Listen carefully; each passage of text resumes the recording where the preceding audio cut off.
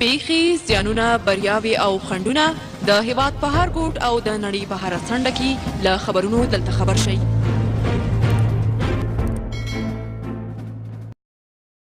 د ټاکنو کمیسیون سرپرست ذبیح الله سادات خبري رسنیو ته وویل چې نن سهار د دغه کمیسیون یو شمېر کسان چې په 7 ولایتونو کې د رایو د تفتیش او بیاشمېرنې لپاره ګمارل شوي وو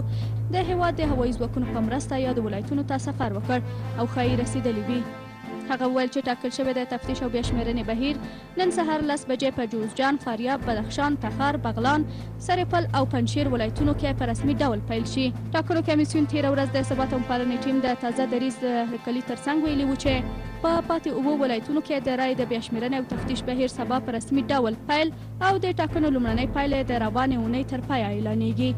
دا په داسې حال کې ده چې د ولسمشرۍ ټاکنو نوماند عبدالله 2 شپې مخکې د یوې خبري ناستې پر مهال له خپلو پلویانو غوښتنه وکړه چې په 7 ولایتونو کې د رایې تفتیش او بیاشمېرنې ته اجازه ورکړي. عبدالله دغه پرېکړه د ټاکنو له کمیسیون سره د ثبات او پالنې ټیم ښه نیت وباله او زیاته یې کړه چې اوس هم د تېر په څېر د شاوخوا 3000 رایو د لغوه کېدو په خبره ولاړ دي. د یادونې ده د عبدالله په مشرۍ د ثبات او پالنې ټیم پلویان د 3000 جنجالي رایو په اعتراض کې په جوزجان، فاریاب، بدخشان، تخار، بغلان، سرپل او پنجشیر ولایتونو کې د دغه بهیر مخه ونیوله. ولسمشرۍ ټاکنې د روان کال د تلې په 8مه ترسره شوې خو تر اوسه یې لومړنۍ پایلې نه دي اعلان شوي. د ټاکنو کمیسیون د فساد د ځینو ادعاو په اساس په 27 ولایتونو کې د رایو تفتیش او بیاشمېرنه ترسره کړه